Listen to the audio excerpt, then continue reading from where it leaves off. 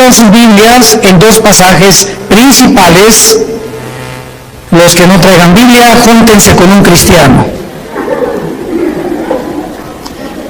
Venir a la iglesia sin Biblia es como ir a jugar fútbol sin pelota, ¿verdad?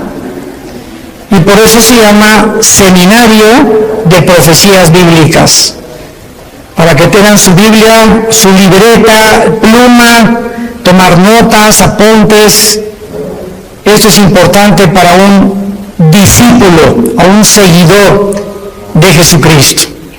En primera de Tesalonicenses capítulo 4, y la otra, el otro pasaje, apúntenlos, 1 de Corintios 15, pongan dos separaciones.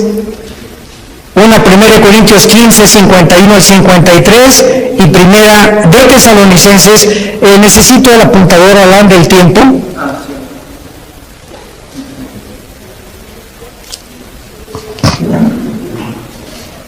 No sé quién se encargaba de esto. Es muy importante. Si no, termino a las 8 de la noche.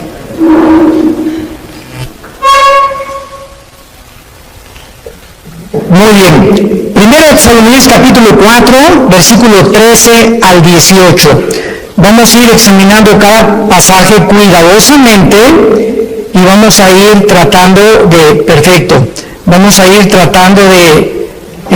extendernos lo más posible en toda esta doctrina que ha cobrado una vigencia nueva. Y yo no se imaginan la cantidad de personas que me he encontrado, inclusive líderes de iglesias, cristianos, que ni siquiera creen que va a haber un rapto de la iglesia. Ni siquiera creen que va a haber un rapto. Han atacado esta doctrina como han atacado otras también, ¿verdad? Hay de todo. En la vida del Señor hay de todo. Y siempre que encontramos una controversia en la Biblia, no se debe más que a dos razones principales. Cristo dijo: erráis ignorando las Escrituras y el poder de Dios. Entonces, cuando en la Biblia, por ejemplo, hay un grupo que dice: yo no creo que la salvación se pierde. Y cuando me encuentro así, tengo debates en una cadena que se llama Enlace, casi los miércoles, cuando me invitan a debatir con pastores en todo el mundo. Están desde Costa Rica, están de Colombia, y yo estoy solo en Dallas, porque ahí está la base de Enlace Internacional. Y pues me dicen, ¿verdad? ¿Qué piensan ustedes por qué se pierde la salvación? Y les contesto: ¿ustedes ya han estudiado la otra cara de la moneda? ¿Cuál es? Que la salvación no se pierde.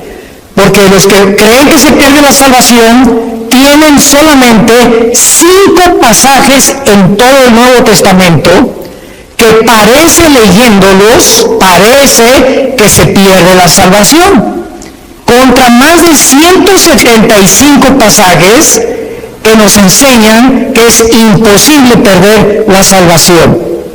Entonces, cuando tienes en la Biblia una balanza y tienes dos perspectivas o dos doctrinas, es importante buscar cuál tiene más peso teológico y entender por qué las personas que creen eso lo creen, para que tú les puedas mostrar con los versículos que ellos usan para demostrar que esto es así, contradecirles a través del contexto dentro del cual el texto está escrito, porque sacar un texto de contexto es hacer un pretexto.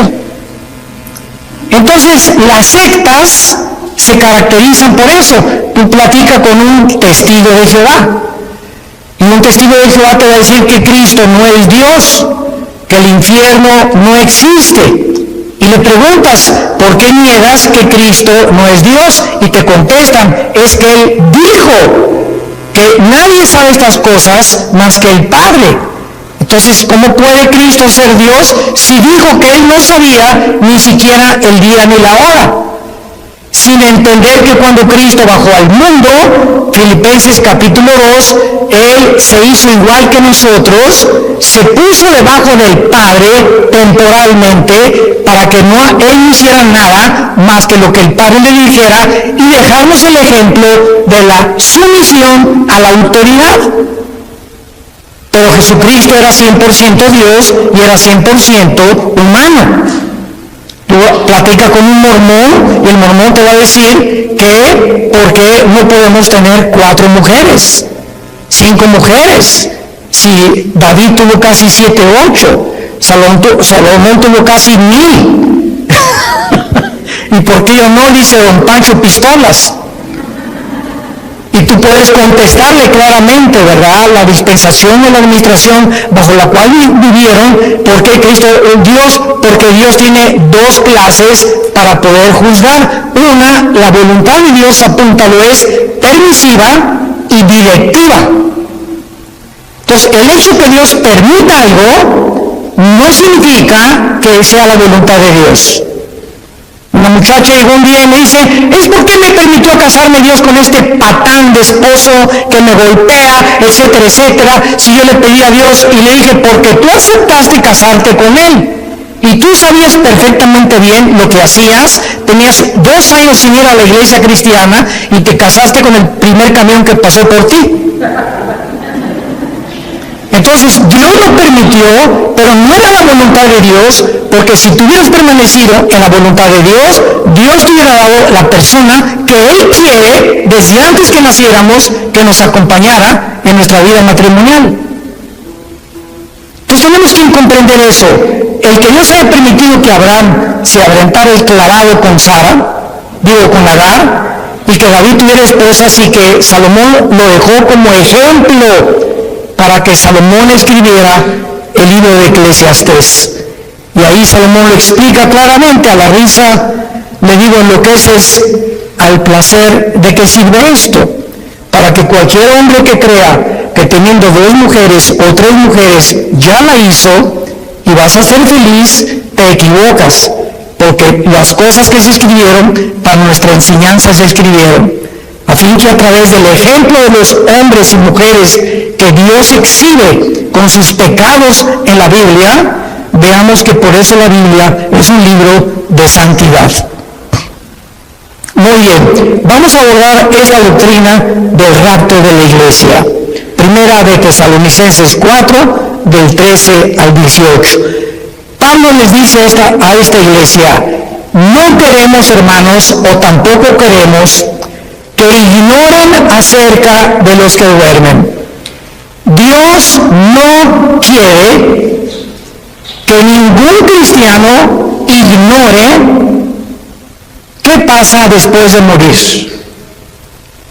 No quiere Dios que nosotros ignoremos qué hay después de la muerte, para que no nos comportemos como la gente que, como no sabe qué hay después de la muerte, como mi abuelita, se murió uno de sus hijos de mi abuela materna y se vistió de negro 8 meses sin salir de su casa para guardar luto. Háganme ustedes el favor.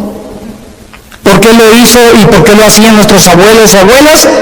Por la ignorancia de saber qué es la muerte y cómo debemos comportarnos delante de la muerte.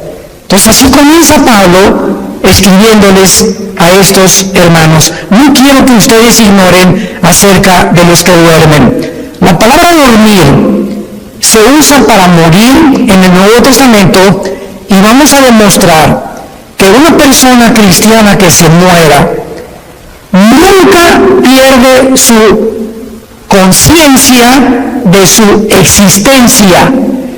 Todas las personas que vamos a ver en la Biblia en esta tarde, vamos a demostrarles que cuando murieron estaban conscientes, pero su cuerpo es el que duerme en la tumba, es la resurrección de los muertos, pero el alma y el espíritu, en el momento de la muerte, nos vamos inmediatamente, salen del cuerpo, lo vamos a ver a la presencia de Dios. Si tú mueres sin Cristo en esta noche, o mañana, o dentro de un mes, tu alma y tu cuerpo y tu espíritu se salen y descienden al centro de la tierra, al Sheol. O en el Nuevo Testamento, con la palabra Hades, que son diversos compartimentos, es como una prisión en el centro de la tierra, donde están esperando millones de espíritus el juicio del gran trono blanco de Apocalipsis 20, del 11 al 15, que es el juicio de los incrédulos. Y cuando acabe el milenio, Dios los va a sacar del Sheol, van a estar enfrente de él, parados, ya no hay oportunidad de hincarse, ya no hay oportunidad de pedir perdón, y Dios va a abrir los libros y les va a demostrar con los ángeles y con nosotros como jurado. 1 Corintios 6, del 3 al 4, somos el jurado en el juicio de Dios, porque Dios hizo un lugar que se llama el infierno. Y si no hubiera un infierno, el Dios de la Biblia sería un monstruo. Porque si no hay un castigo para las gentes que no fueron castigadas en la vida, pues entonces se salieron con la suya. Porque nadie los castigó, se empanzonaron y crecieron y se rieron y se emborracharon y violaron niños y fueron pederastas y violaron mujeres y tuvieron 3 o 4 y abandonaron sus matrimonios y dieron mal ejemplo a sus hijos y robaron y se aprovecharon de su puesto con políticos, etcétera, etcétera, y de repente se mueren en un accidente o les dio un ataque al corazón. ¿Y qué? Y vivieron como, hasta les da envidia a los cristianos cuando muchos incrédulos viven como viven. Pero la Biblia dice que hay un juicio, y de este juicio no se escapa nadie, porque Dios no puede ser burlado.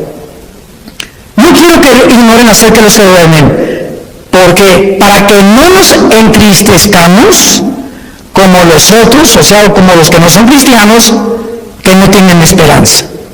Entonces, cuando se muere un cristiano, hay lágrimas y nunca te aguantes.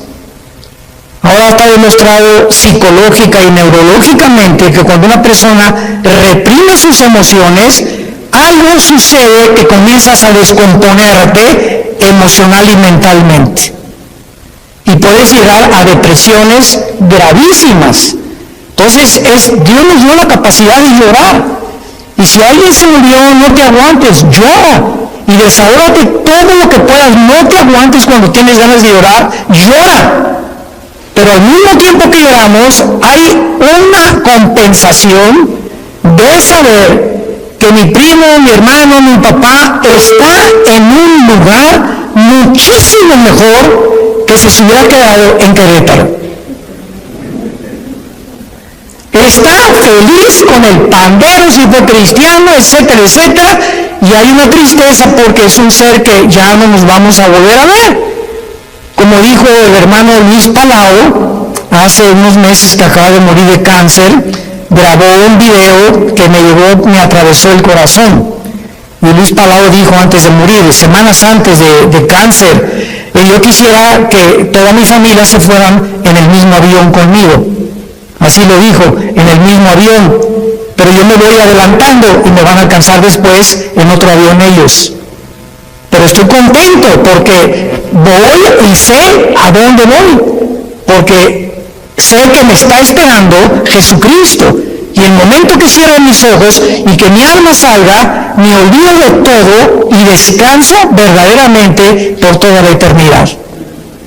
Entonces, este pensamiento lo trajo Jesucristo, porque tenemos esperanza.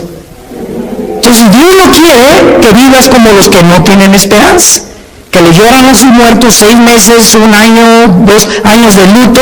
Esto es absurdo y ridículo para un cristiano.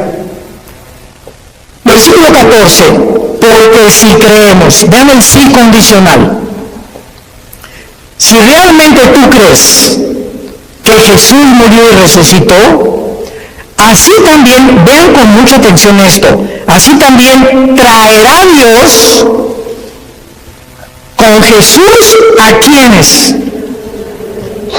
Cuando Jesús venga en el arrebatamiento, si tú mueres hoy en la noche o yo muero hoy en la noche como cristianos y no ha venido el arrebatamiento, que vamos a hablar más adelante, nos vamos al cielo, y cuando venga Jesús, que no va a poner sus pies en la tierra en el rapto, va a ser en el cielo, y vamos a venir con Él los que hemos muerto en Cristo, de Pentecostés a nuestros días.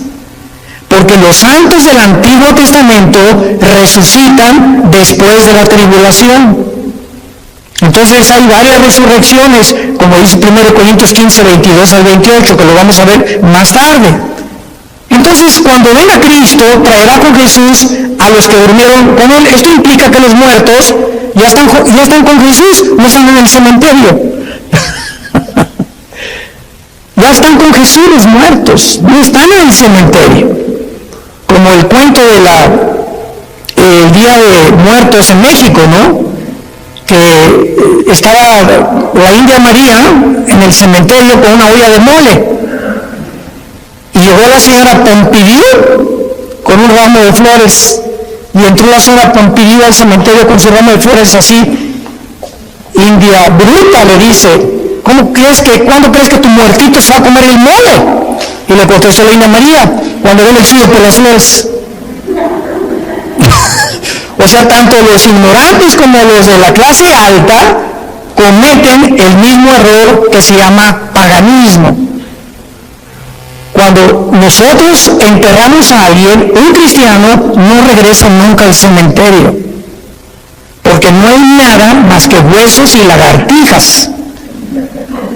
Y pararte enfrente de una tumba o de un monumento de una tumba, ¿verdad?, es por ignorancia, porque de alguna manera queremos seguir teniendo contacto con eso, y, ay, mi chole, ¿verdad?, y perdóname que te haya hecho lo que te haya hecho, ¿verdad?, y perdóname, mi chole, y comenzamos a hablar con el muertito, con la muertita, y él no está ahí, ni se va a comer el mole, ni va a salir por las flores. Entonces, todas esas costumbres han sido arrastradas por ignorar qué hay después de la muerte. Y Jesús vino a abrirnos los ojos y el entendimiento para que vivamos con una vida de la verdad y de conocimiento. Versículo 15. Por lo cual, entramos en materia. Os decimos esto en palabra del Señor. O sea, Jesús le reveló a Pablo lo que vamos a ver. Que nosotros que vivimos, que habremos quedado hasta la venida del Señor, no precederemos a los que durmieron, porque el Señor mismo, con voz de mando, con voz de arcángel y con trompeta de Dios, descenderá del cielo, y los muertos en Cristo resucitarán primero. Luego nosotros los que vivimos, los que hayamos quedado, seremos, apunta la palabra en tu Biblia, arpazo, tal como suena con Z, arpazo, como el arpazo de un tigre o el de un león que hace esto para arrebatar la carne. Y esta palabra se tradujo arrebatados, y significa ser sacado o quitado del medio súbitamente. Por eso se llama rapto, viene del latín raptarus. Entonces, usar arrebatamiento o el rapto de la iglesia son palabras sinónimas, pero se tradujo arrebatados. Y es la palabra arpazo, que se traduce ser quitado, es cuando alguien rapta a alguien, viene y lo quitan y lo suben a un coche, ¿verdad?, súbitamente de repente, y te inmovilizan y te desaparecen. Por eso se llama que seremos raptados. De repente, millones de personas en el mundo van a encontrar la ropa tirada en el suelo. Todos los bebés van a desaparecer del planeta Tierra, y los niños menores de edad, y los niños menores de edad, hijos de los cristianos. Aviones van a chocar porque los pilotos chocaron, porque desaparecieron los pilotos. Los congestionamientos de tráfico en las carreteras van a ser espantosos por tantos choferes que desaparecieron de sus trailers, de sus carros, y tuvieron que chocar. Va a haber un congestionamiento impresionante en los medios de comunicación, tratando todos de poder investigar qué sucedió. ¿Qué pasó? ¿Quién se llevó a millones de personas del planeta Tierra? ¿Qué creen ustedes que el mundo va a contestar? Se los llevaron los ovnis. Y no es coincidencia que desde 1948, cuando Israel regresa a su tierra, desde el 48 hasta nuestra época, y más en los últimos meses, se ha promulgado y ha aumentado la comunicación y la investigación sobre el fenómeno de los ovnis. Las Naciones Unidas ya tienen un departamento dirigido por una hindú, una mujer de la India, encargada de investigar el fenómeno ovni. Al expresidente Trump le dijeron los senadores que por favor explicara el problema de Roswell, que en Nuevo México parece que cayó un ovni en el estado de Estados Unidos y que había un habitante dentro de él que lo sacó desde la CIA y el Pentágono en Estados Unidos y descubrieron que pues era completamente falso. Entonces, ¿por qué están apareciendo tantos platillos voladores en el cielo? Yo quiero darles ahorita la respuesta. Luego me preguntaron, ¿por qué ustedes los cristianos no creen en los ovnis? Y yo les contesté, ¿quién dice que no creemos? Claro que hay muchos videos falsificados y relatos de personas que fueron raptadas por ovnis o que también hicieron experimentos genéticos con ellos, pero hay hechos que son reales. Y yo estuve traduciendo, ¿te acuerdas, Alan, de Jim Irwin? Jim Irwin fue el piloto de la nave Apolo 15, que fue el primer vehículo que caminó en la Luna. Y Jim Irwin vino a México y me llamaron a mí, ya hablaba yo inglés en aquel tiempo, para que fuera su traductor. Fuimos como a 6 o 7 universidades, ¿te acuerdas? Y Jim Irwin estuvo platicándonos con nosotros que él vio, porque allá cuando regresaba de la Luna, él se convirtió a Cristo. Y en la escuela donde iba Alan tenía a un hijo que ellos adoptaron, ¿te acuerdas? Era un taiwanés o de Filipinas, que era la misma escuela donde iba Alan y nuestra hija Kim, que ya murió de cáncer. Pero Jim Irwin me dijo, mira Armando, yo vi una cosa que pasó enfrente de la nave cuando íbamos entrando ya a la atmósfera, que era una velocidad Mach 3, o sea, imposible que ninguna nación haya fabricado tal artefacto que pueda trascender la velocidad del sonido. Y dije, ¿qué? Dice, mamás, vi algo como plateado que pasó enfrente de mí. Entonces, hay astronautas y hay pilotos de integridad que dicen que se han enfrentado con este fenómeno de los ovnis. ¿Y cuál es la respuesta? La respuesta es que es real. Nada más que los cristianos no les llamamos ovnis, les llamamos ovis. Objetos voladores identificados. Porque no negamos que existen, pero sabemos quién está detrás de este fenómeno. Son materializaciones de la energía satánica. Satanás está preparando el mundo para que cuando venga el arrebatamiento de la iglesia, sepa el mundo que fuimos sacados del mundo por extraterrestres. Ahorita, en el estado de Colorado, en Estados Unidos, el más grande observatorio de los ovnis, ¿quién creen ustedes que lo financia? El Vaticano. ¿Y saben cómo se llama el observatorio? Lucifer. Lucifer, el más grande observatorio que está tratando de encontrar, porque dijo el Papa Francisco, que si llegaban los ovnis, él los iba a evangelizar. Bueno, no nos vamos a perder con eso, ¿verdad? Pero vamos a explicar esto claramente. Dice el versículo 5, que cuando Jesucristo venga en el rapto, va a haber una generación de cristianos vivos. Dios quiera que seamos nosotros. Muy bien. Y dice el versículo 16 que cuando Él venga, viene con voz de mando que solamente lo vamos a oír nosotros. Viene con el arcángel Miguel. que es el comandante en jefe de la nación de Israel. Y también dice la Biblia que vendrá con una trompeta. Y esta trompeta no es la última trompeta del capítulo 14 de Apocalipsis, porque las trompetas de Apocalipsis son de juicio. Y la trompeta que se va a usar aquí es para llamarnos a nosotros. Vamos a oír como un shofar. Porque en el libro de los Números, en el Antiguo Testamento, cuando acampaban, usaban 2 trompetas. Entonces en el desierto eran 2 millones de personas. ¿Y cómo podía Moisés decirles, mándenos un Twitter a los que se encuentran como a 1 kilómetro acampados, porque necesito tener una reunión mañana en Zoom con ellos? Entonces, agarraban la trompeta y tenía un sonido continuo, y cuando la gente lo oía, se acercaban alrededor del campamento y de la tienda de Moisés y de Josué para saber que él tenía instrucciones, y había otro toque de trompeta que era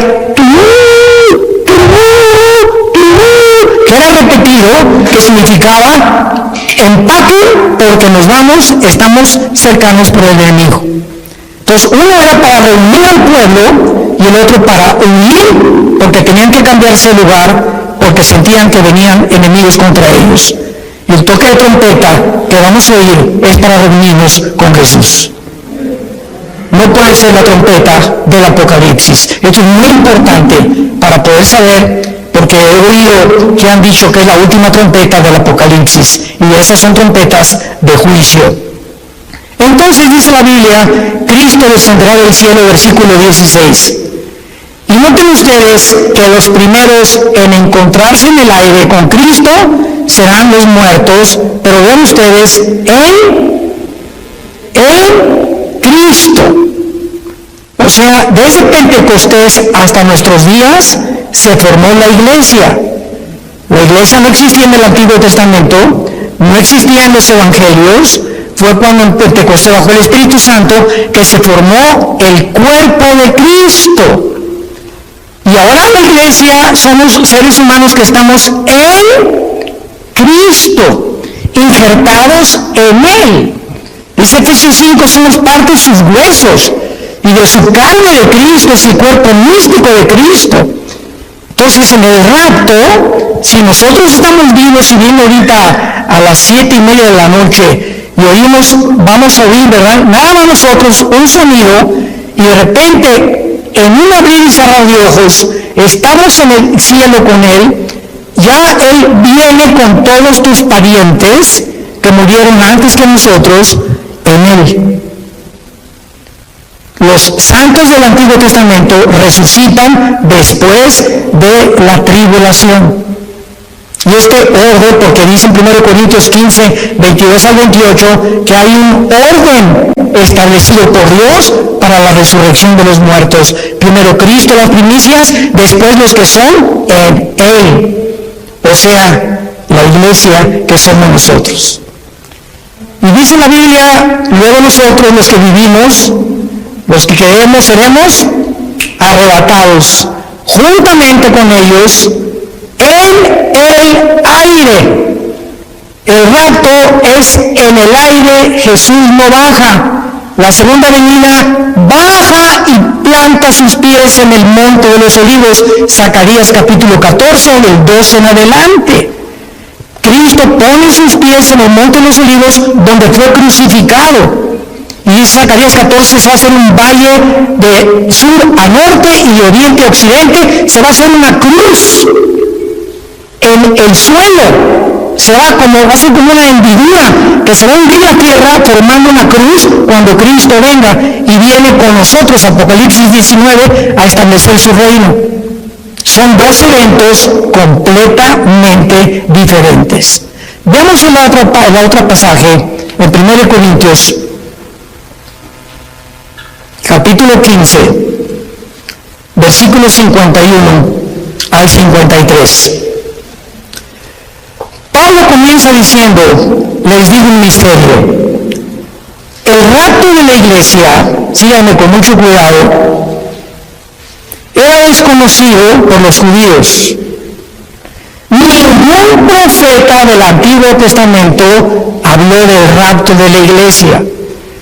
que habría un grupo de personas que no íbamos a morir. Era desconocido bajo el Antiguo Testamento. En los evangelios no se encuentra, en Mateo, Marcos, Lucas y Juan, no se encuentra el rapto. Más que cuando Jesús dice en Juan 14, voy a preparar una morada para ustedes y vendré y os tomaré a mí mismo. De una forma indirecta, la palabra os tomaré a mí mismo, que es en el griego paralambano, apúntalo, paralambano significa ser sacado y unido a Cristo. Y al apóstol Pablo, no a Juan, no a Pedro, no a Santiago, no a Mateo, no a Lucas, a nadie el Espíritu Santo le reveló este misterio. Entonces estaba escondido, era un secreto que Dios tenía guardado para nosotros los que pertenecemos a la iglesia. Y se lo revela al apóstol Pablo. Les voy a decir un misterio, dice Pablo. ¿Cuál es este misterio? Que no todos vamos a morir, pero todos vamos a ser transformados.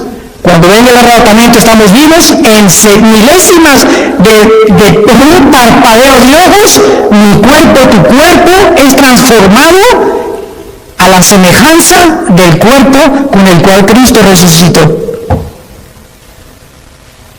Porque si me preguntan, ¿cómo va a ser nuestro cuerpo? ¿Me voy a parecer a John Travolta? ¿Me parecería a Madonna cuando resucite? Y tenemos curiosidad de cómo va a ser nuestro cuerpo, ¿verdad? Lo vamos a ver ahorita con mucho detalle, porque la Biblia nos dice cómo va a ser nuestro cuerpo. Entonces, este misterio es que habría una generación de cristianos que no vamos a saber lo que es morir. No vamos a atravesar el túnel que atraviesan, como decía David, la Biblia llamó el camino de todos los hombres.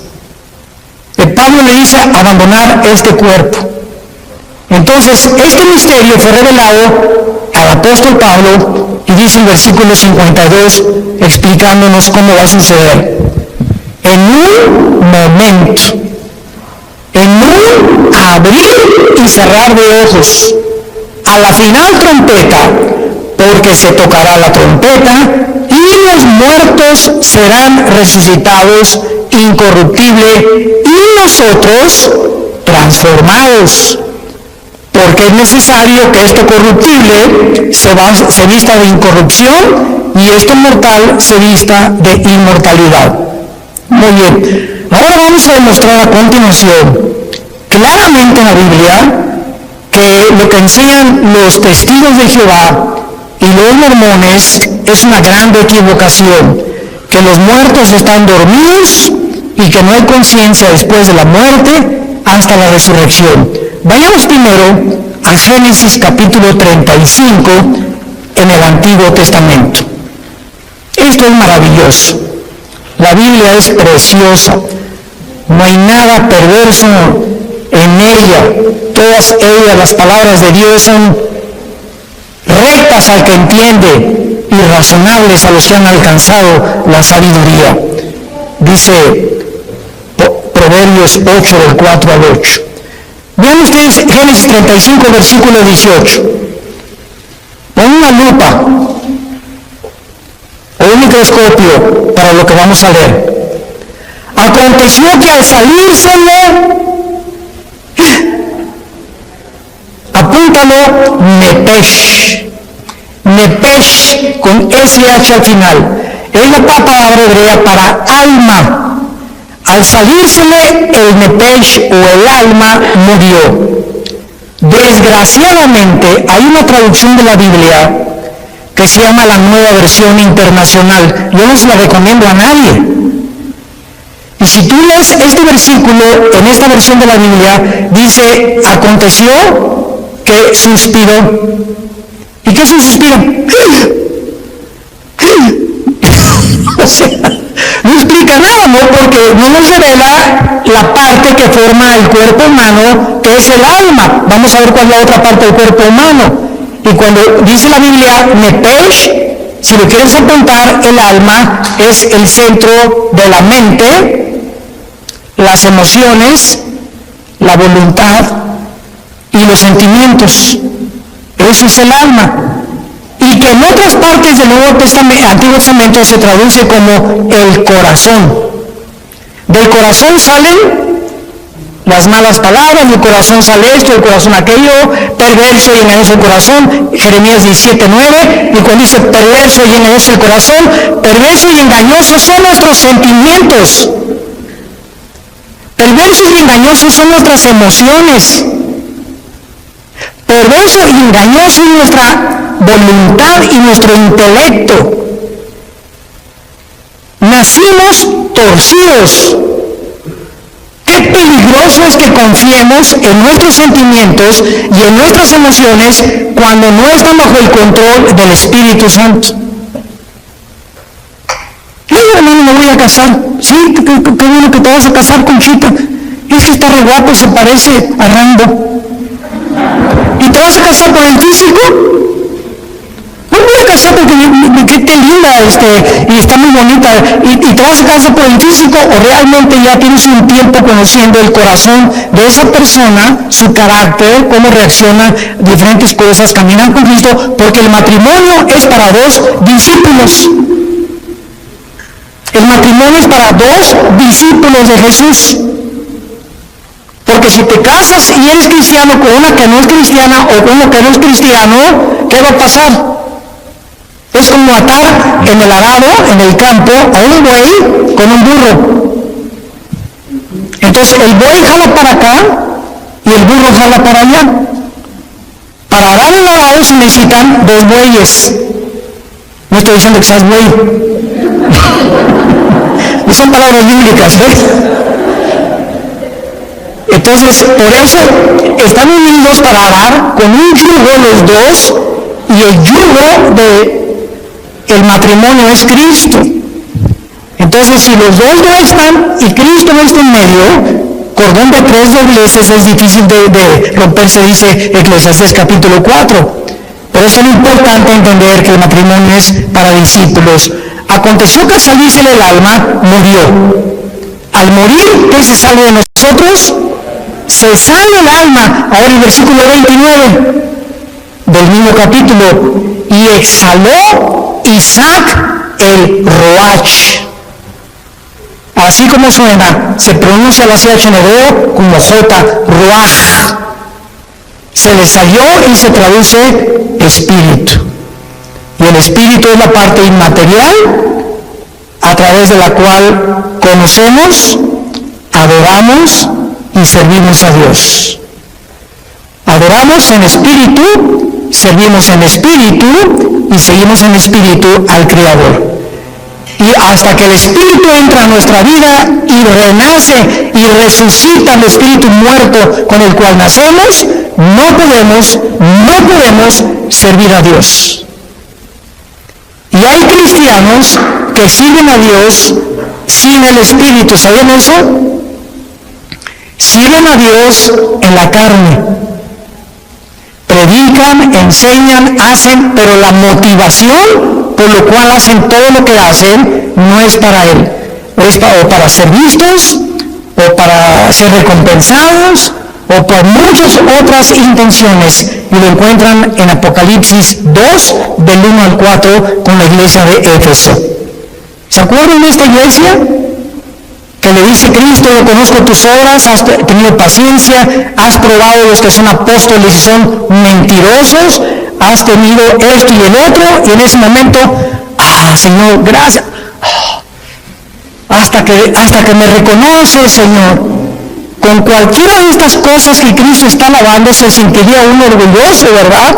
Pero dice Cristo, pero, hay un pero, ¿cuál es el Señor? Pero, que tengo contra ti que has perdido tu primer amor. O sea, todas estas cosas que Cristo alabó son buenas, pero lo estaban haciendo sin amor a Él. La carne es bien consagrada. Se llama la religiosidad. Y son los hermanos que, ¿y por qué la hermana se tatuó? ¿Y por qué trae el pelo largo? ¿Y por qué trae ese vestido tan caro, la hermana? ¿Y por qué ahorita parece china poblana? ¿Y por qué esto y por qué el otro? ¿Y por qué se ponen aretes? ¿Y por qué celebran la Navidad? Dios mío, santo, no sé a qué virgen invocar, que no hay ninguna, ¿verdad? Pero Jesús, María y José y el burrito que los acompaña. Es increíble que estén continuamente tratando de ver que el cristianismo es a través de cómo te vistes, de si estás tatuado. Una vez me dijo un señor, ¿ya viste su hermano que está tatuado? Y le dije, es por la panza de Santa Claus que tienes tú. Se pintó algo en el cuerpo, ¿y quién está haciendo mal daño a su cuerpo? ¿Él o tú? Y peor si tomas Coca-Cola. Entonces cuando apuntamos a alguien, 3 dedos nos apuntan a nosotros, nos damos cuenta.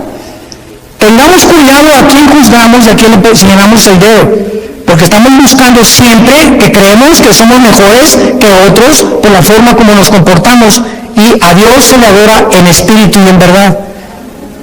Es que en la Navidad es paganismo y ¿sabe? Cállese.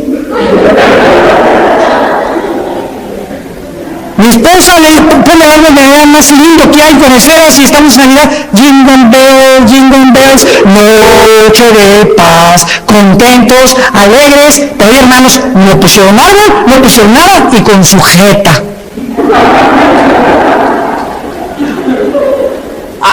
Imagínense en el cielo, Dios al arcángel Miguel, búscame a los que pusieron arbolito y les pones una tacha. ¿Se imaginan ustedes que así Dios calificara la vida espiritual de nosotros? Los que pusieron y los que no pusieron, los que toman vino y los que no toman vino, los que están tatuados y los que no están tatuados. Dios del corazón. El gozo y la paz en el espíritu que tengamos y la comunión con Él, eso es lo que Dios busca en nosotros. Ahora veamos en Filipenses capítulo 3, ya que hemos visto que al morir se sale el espíritu y el alma. No estamos dormidos. ¿Cómo será nuestro cuerpo cuando nosotros resucitemos? Dice Filipenses capítulo 3 con muchísima claridad, y tal vez muchos lo han leído antes, pero noten ustedes con los detalles que Dios nos da. Filipenses 3, 20 y 21. Mas nuestra ciudadanía está en los cielos, de donde también esperamos. Esta es nuestra esperanza. Estamos esperando no al anticristo, estamos esperando a Jesús, al Salvador, al Señor Jesucristo, el cual transformará el cuerpo de la humillación nuestra para que sea semejante a ¿quién? Para que sea nuestro cuerpo igual a ¿quién? Al cuerpo con que Cristo resucitó. Muy bien, ya tenemos una pieza clave para saber que cuando resucitemos, nuestro cuerpo tendrá las características que tenía Cristo cuando Él resucitó. Muy bien, ¿cuáles características tenía Cristo cuando Él resucitó? Número 1, cuando Jesús estaba abriendo sus brazos en la cruz, los romanos tenían la orden, y era de pena de muerte, de asegurarse que el crucificado, antes de que lo bajaran, estuviera muerto. Y como muchas veces se desmayaban por el dolor, lo podían bajar creyendo que estaba muerto. No hay las pruebas clínicas que hay en el siglo XXI para mostrar que una persona está muerta. Entonces lo que hacían los romanos era romperles los meniscos con un mazo grandísimo en las rodillas, los meniscos de las rodillas. Entonces el crucificado tendría que caer y asfixiarse, y si no estaba muerto, moría por asfixia. Y entonces así se aseguraban de que la persona estaba muerta. Pero estaba escrito en Deuteronomio que a Jesús no le romperían los huesos. Y cuando se acercó un soldado a Cristo para romper los huesos, un centurión romano le había dicho al soldado: detente, yo voy a hacerlo de otra manera. Agarró una lanza y lo atravesó de la izquierda a la derecha todo el diafragma y el corazón de lado a lado, para asegurarse que estaba muerto. Y el apóstol Juan en el Evangelio escribe esto: vi salir, porque él estaba en la cruz con María su madre y con María Magdalena, son los únicos que estaban en la cruz y otra mujer. Vi salir una gota de agua mezclada con sangre. Esto lo escribió Juan hace 2000 años. Y la cardiología moderna, un cardiólogo te da testimonio y te da evidencia que cuando se mezcla el agua con la sangre implica la rotura del pericardio. Que ese pericardio es una capa que envuelve el corazón. Y cuando se rompe, produce un derramamiento de agua mezclada con sangre. Lo que implica que cuando Jesús fue atravesado con la lanza, ya estaba muerto. Y ahora quiero hacerles una pregunta a todos ustedes, que me encanta hacérselas, sobre todo a los teólogos, aquí a los calvinistas y a los arminianos, y yo que aquí, que se me viene. A ver.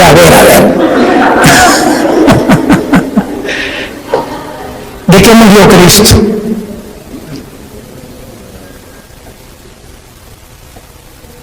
Nadie, ¿verdad? ¿De qué murió? No murió de asfixia. Cuando atravesaban la lanza ya estaba muerto. ¿De qué murió? El Salmo 22, ya lo contestaron. Ya viste uno de mis videos. En el Salmo 22, 1000 años antes de que Cristo fuera crucificado, antes de que ni siquiera se practicara la crucifixión. Increíble.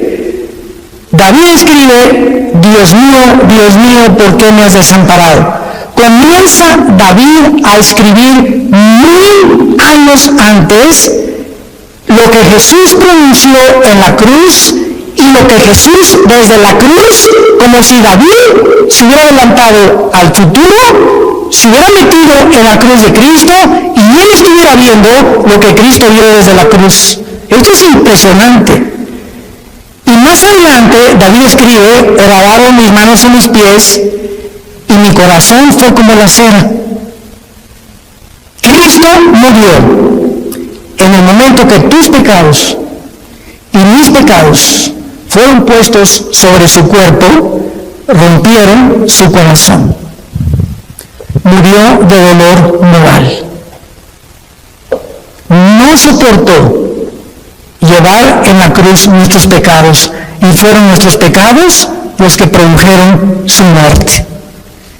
Y 700 años antes de que él muriera, el profeta Isaías, capítulo 53, escribió: despreciado y desechado entre los hombres, varón de dolores, escondimos del rostro, fue menospreciado, no lo estimamos, molido fue por nuestros pecados y completamente deshecho por todo lo que nosotros hicimos. Qué increíble que Isaías haya escrito eso, que fue el pecado lo que mató a Jesucristo. Y que el Padre haya permitido que su Hijo fuera crucificado, maltratado, despedazado. Cristo en la cruz, dice Isaías 52, los últimos 2 versículos antes de entrar al 53, que no había parecer en él. Cristo en la cruz era un guiñapo humano. Nadie reconocía, estaba deformado de los golpes, de los latigazos, de la sangre que le corría por su rostro, no tenía los tejidos subcutáneos, los tenía completamente abiertos, del látigo de 9 colas que tenían puntas de grueso con acero, y los romanos lo envolvían, y el látigo lo daba 4 veces, y cuando jalaban el látigo, desgarraba todos los tejidos subcutáneos del pecho y de la espalda. Cuando él estaba en la cruz, era un guiñapo humano. Cristo en la cruz era un monstruo. ¿Por qué? Porque eso es lo que hace el pecado, nos hace monstruos. El pecado nos deforma. El pecado hace y tuerce lo que es la imagen de Dios en nosotros. El cristiano tiene que proyectar la santidad. El cristiano tiene que proyectar el gozo, la paz del Señor. Y tú lo puedes ver en amigos tuyos o en personas que no son cristianas. Ve la mirada que tienen. Será. lámpara de nuestro cuerpo son los ojos. Pero Cristo muere de esa manera para que Dios nos recordara el tiempo en que nosotros tenemos que estar conscientes de lo que el pecado nos hace en nuestra vida. Y vayamos para, en penúltimo lugar, Apocalipsis capítulo 6.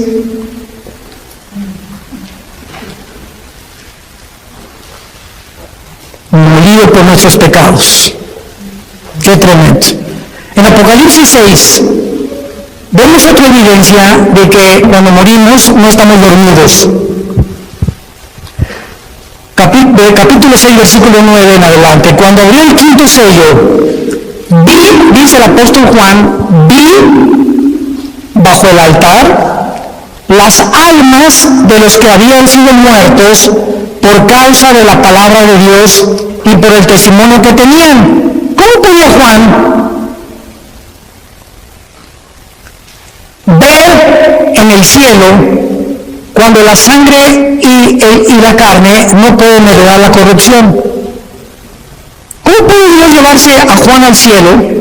¿Cómo puede en 2 Corintios 12 llevarse Dios a Pablo al cielo cuando nuestro cuerpo nos impide estar en otra dimensión donde todo es santidad y perfección?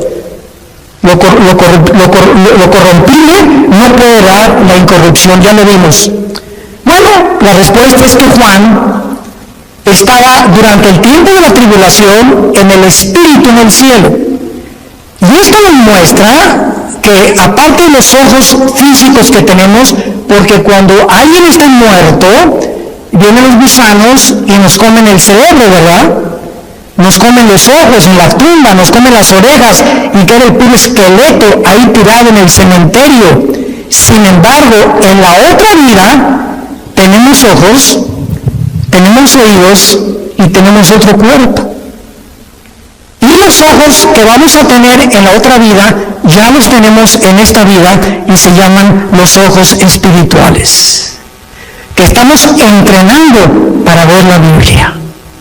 Si tú vienes a la Biblia con tus ojos carnales, sin antes orar ni limpiar tu vida, Dios no va a permitir que veas nada de revelación, ni el Espíritu Santo te va a descubrir las cosas profundas que se encuentran en la Biblia. Porque los puros de corazón verán a Dios, nada más. No podemos acercarnos a Dios con un corazón sucio y con una mente inmunda. Entonces, qué increíble, ¿verdad?, que la Biblia pueda mencionar que podamos mantener la existencia y la conciencia de la existencia. Y esto nos prueba otra cosa tremenda que hoy en la comida mi esposa y yo, platicando con unos dentistas en casa de Alán, nos compartieron, ¿verdad?, de lo que está descubriendo en el mundo de la medicina, de las vibraciones, etcétera, etcétera. Tú sabes que nosotros cuando soñamos, ¿no es la mente la que produce los sueños? ¿Tú sabes que los pensamientos no se forman en el cerebro? Los pensamientos y los sueños están en el área de la dimensión espiritual. Y una cosa es el cerebro y otra cosa son los pensamientos. Porque cuando tú mueras, tu cerebro se queda con los gusanos, alimento de los gusanos, y en la otra vida vas a recordar quién eres. Pero ¿cómo si tu cerebro ya no lo tienes? Eso lo comieron los gusanos. Esto nos demuestra claramente que la conciencia no es en el cerebro, los pensamientos no son en el cerebro. El cerebro es un órgano como el hígado que produce la bilis y los intestinos, los jugos gástricos, etcétera, etcétera. Pero el cerebro es solamente un órgano, pero no forma parte de la vida espiritual. Y cuando la Biblia dice renovados en vuestra mente, no dice en el griego en el cerebro, dice en vuestra mente, y la mente es el alma. ¿Están entendiendo algo? Juan está en el cielo y ve las almas de los muertos. No estaban dormidos. Y Juan, versículo 10, los oye que los muertos tenían cuerdas vocales en la otra vida. Las que tenemos aquí, los gusanos se las comieron.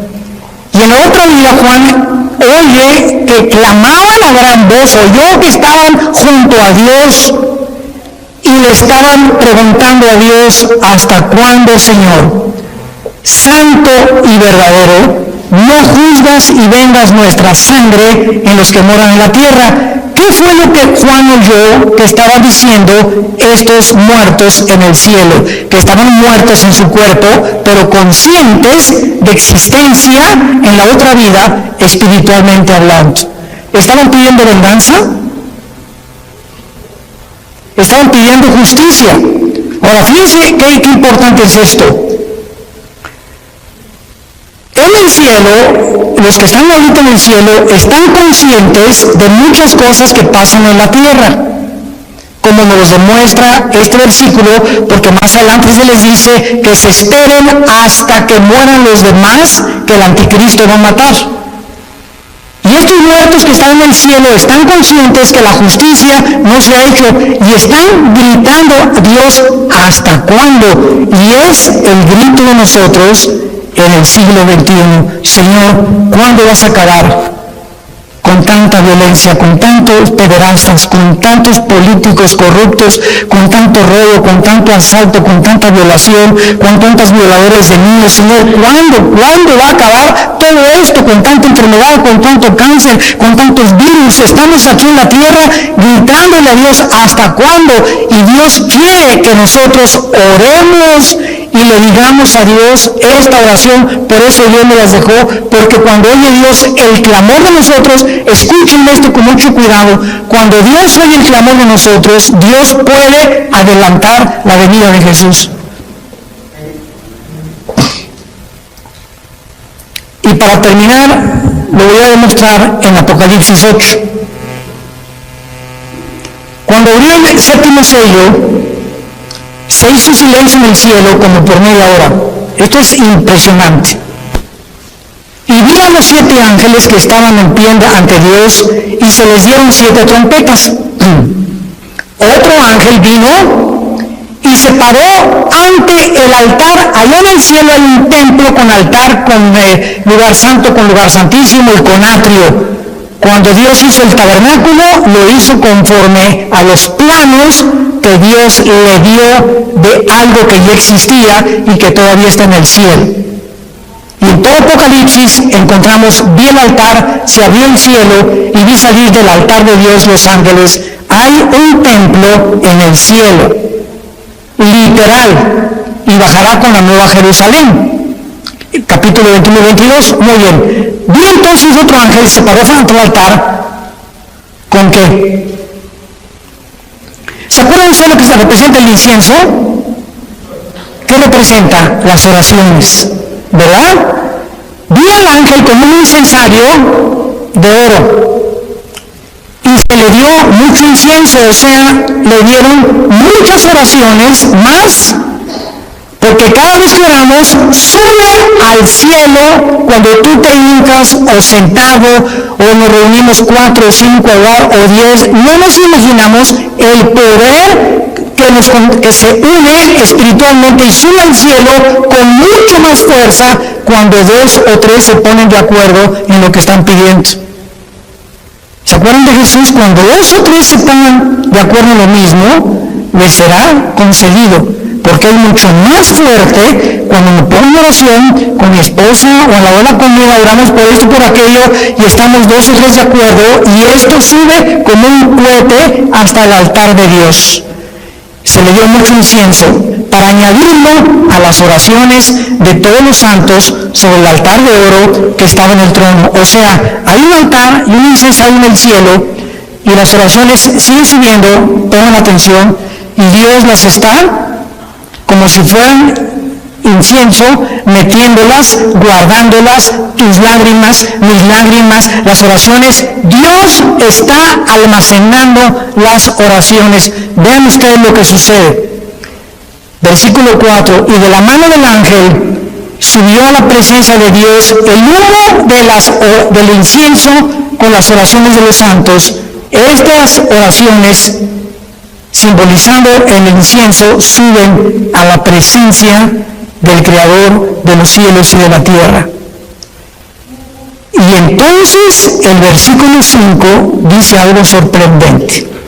Entonces el ángel tomó el incensario, o sea, nuestras oraciones, lo llenó de fuego del altar y lo arrojó a la tierra.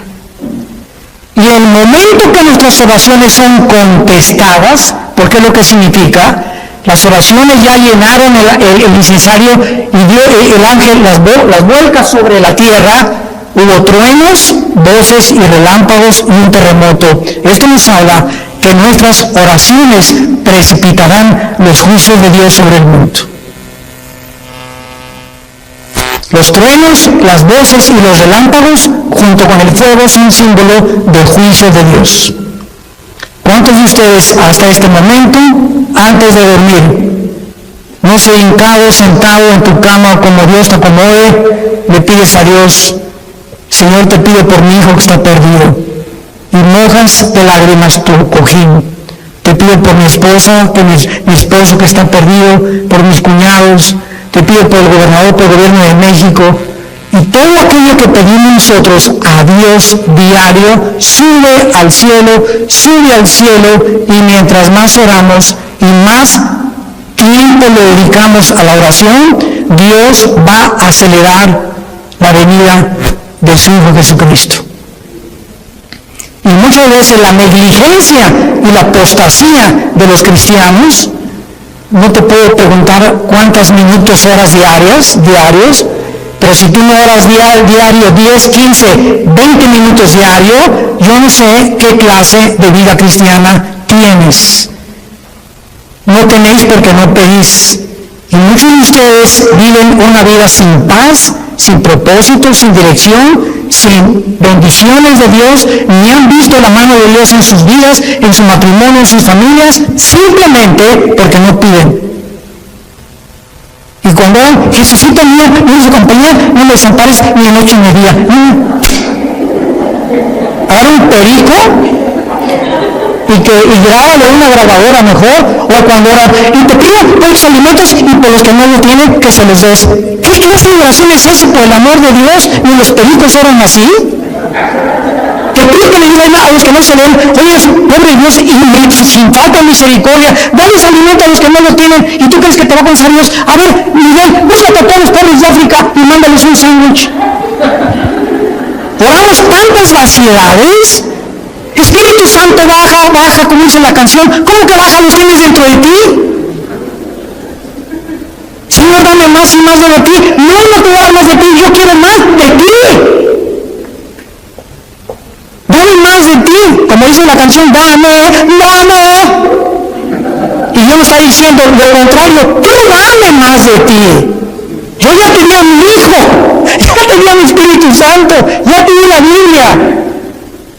Pero también nos juntamos a orar y comienzo a orar, Padre, y una hermana, sí, Padre, en el nombre de Jesús, y la otra hermana, amén, gloria a Dios, a Santísimo, y de repente ya no saben de qué están orando, porque todos van comenzando y todo es un relajo, es el circo soleil de la oración. Cuando nos juntemos a orar, cállate la boca y uno dirige la oración para que nos pongamos de acuerdo en lo que está orando. Y no todos, sí, Señor, amén, Señor, ¿a qué le estás diciendo amén, cabeza de bolillo? Tenemos que aprender a orar. Yo digo iglesias del o sea, qué increíble que no sepamos como cristianos que hay un orden en todas las cosas. Dios es un Dios de orden. Y cuando nos ponemos de acuerdo en cosas, Padre, te pedimos por el gobierno, te pedimos por aquello, etcétera, etcétera, la oración cambia las cosas. Y si tú en esta noche tienes a Jesucristo como tu Señor y como tu Salvador, y tú saliendo ahorita mueres un balazo, no sé lo que pueda pasar, un choque, o mañana no amaneces, tú mueres en paz y vas a ir al cielo directamente en el instante, en los segundos en que tú te separes de tu cuerpo, de este mundo. Hoy, antes de acostarte, yo te pido que te asegures que tienes a Jesús como tu Salvador. Oremos. Señor, te damos gracias por tu palabra. A causa de la esperanza que nos está guardando en el cielo. Y porque nos has hecho partícipes de la herencia de los santos sin luz. Nos has trasladado de las tinieblas al reino admirable de Jesucristo. Bendito sea el Dios y Padre de Jesucristo nuestro Señor, que nos hizo renacer para una esperanza viva por medio de la resurrección de Jesucristo, que fue crucificado, enterrado y resucitado a los 3 días, para una herencia incorruptible, inmarcesible, reservada para nosotros en los cielos, que somos guardados mientras tanto aquí en la tierra por tu poder, Señor, mediante la fe, habiendo huido de las concupiscencias, de las pasiones desordenadas,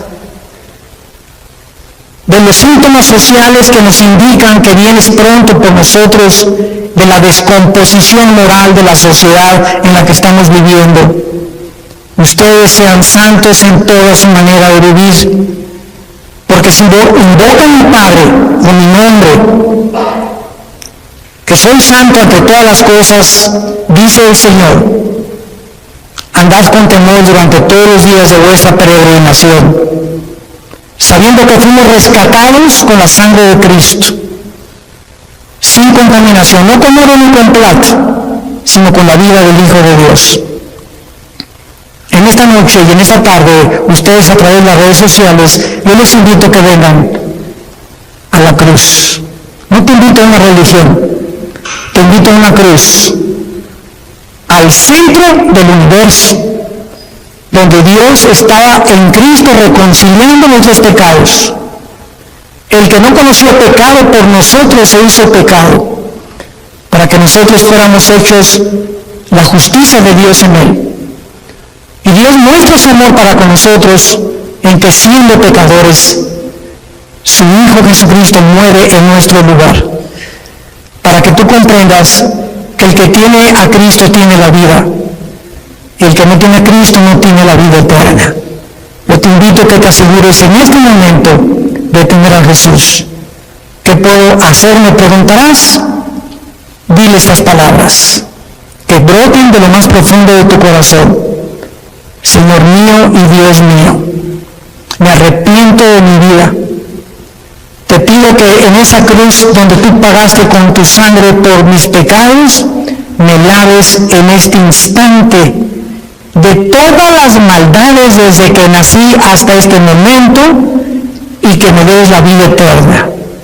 Te recibo, Jesús, porque creo que a los 3 días resucitaste de los muertos y que solamente tú puedes cambiar mi vida y darme la seguridad que cuando cierre mis ojos en el día de mi muerte, los volveré a abrir en segundos y veré tu rostro.